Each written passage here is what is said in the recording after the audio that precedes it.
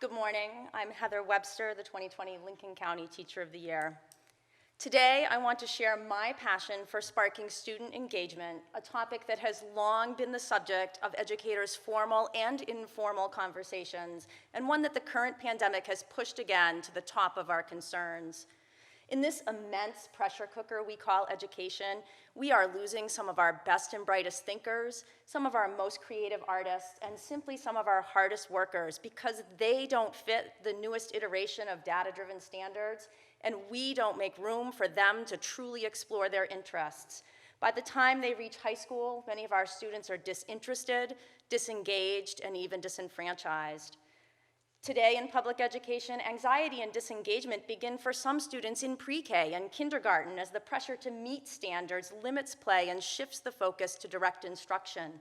Students then carry these feelings forward into middle and high school when, at a time when their investment in their own learning should be building, we are losing them. I speak from experience as both an educator and a parent that a child's talent and interest in learning do not always fit the delineated standards. My son Russell's school anxiety began early. In the second half of his kindergarten year, I began hearing phrases like falling behind and concerned for his production in the next grade. In first grade, the stress started to affect his home hours as well. I remember nights of struggles and tears. He couldn't keep up with the written work, yet he didn't want to go to school without it done. His stress led to frustrated outbursts when he didn't know how to control his emotions.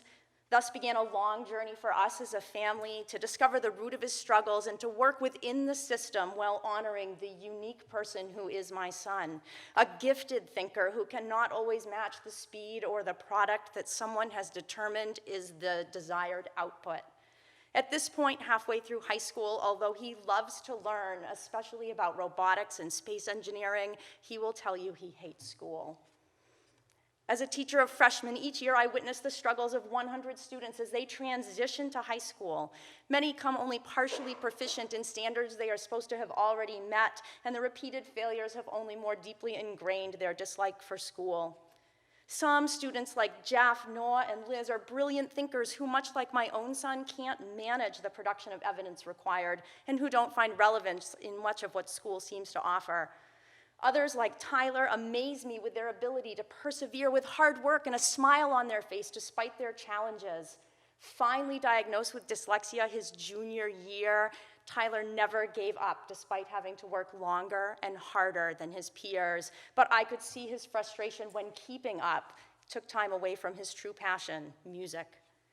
For so many students, school is an obstacle, something to get through, something to be endured until it is over, for the day, the week, the year, and finally forever. And when school is over, then life begins. Indeed, many of our students do pursue their passions in life outside of school. It's exciting and rewarding to see Maine's young people doing such things as leading protest efforts, raising monies for good causes, or even just captaining their own fishing boats. But what does it say to them if we don't invite those passions in? It confirms the message that school and life are disconnected. So how do we rewrite that message? It is vital that we give students the time and the space to pursue their passions and the support to make the connections between their passions and school. What more can we ask than our students graduate as lifelong learners and thinkers who communicate effectively, solve problems, and involve themselves in their communities? And these goals are achievable by all students if we make room for their individual interests in our quest to educate them. Of course, we do make room for some students to pursue their passions. My students who attend the region's brand new career and technical education building are certainly passionate about their programs. But according to 2019-2020 data from Maine's Department of Education, across the state, less than 15% of public high school students attend CTE schools. Some students follow their passion to specialized charter schools, less than 0.5%.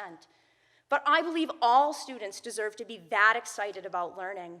The Maine DOE thinks so too. In the school reopening plan, the DOE urges schools and educators to consider interdisciplinary courses and to emphasize project-based activities, which invite high engagement and efficient delivery of many skills and concepts. If you add choice and student interest to this plan, you have the definition of a passion project, engaging and supporting students meeting learning goals through their own interests. So how do we make room for student interests? Change is hard, start small, offer choices on assignments. When I offered a multi-genre option, James chose to use his interest in and talent for poetry. Take a risk and add a totally open-ended choice in content or product. By opening an American Dream assignment up to consider more than traditional texts, several of my students tapped into their passion for music, from the Beatles to Broadway. Then make room in your course for a passion project and encourage students to put into practice all those school skills that transfer to the real world. Writing a proposal, researching, creating, documenting, promoting. During this spring school closure, Tucker patiently documented and explained his journey to learn to carve a fishing lure. And Oscar even asked for his project back so he could continue to journal over the summer. This is the power of passion. I'd like us to consider a riskier step. Imagine every student in your school working on their own project, not just for 20% of my class, but for 20% of their time across all their classes. Students are individuals and deserve to be treated as such from their earliest educational experiences. Diane Ravitch reminds us that education is a developmental process, a deliberate cultivation of knowledge and skills, a recognition of each child's unique talents, not a race. For me, there's no better evidence than that of one of my high school classmates.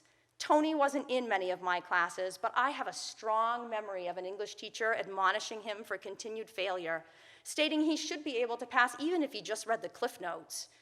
At our 30th reunion, I learned that Tony has ownership in 3 renovated mill complexes and is an accomplished drummer with a full sound recording studio in his basement. Why do we make students wait until they're grown-ups to do what they want? The pandemic forced educators to think outside the box.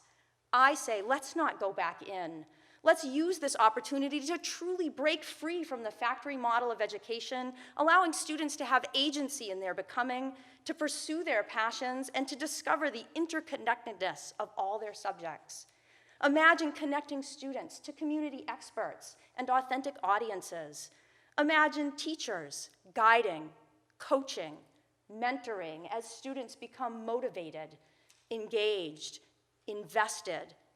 We would all reap the rewards of giving students the chance and a choice. Thank you.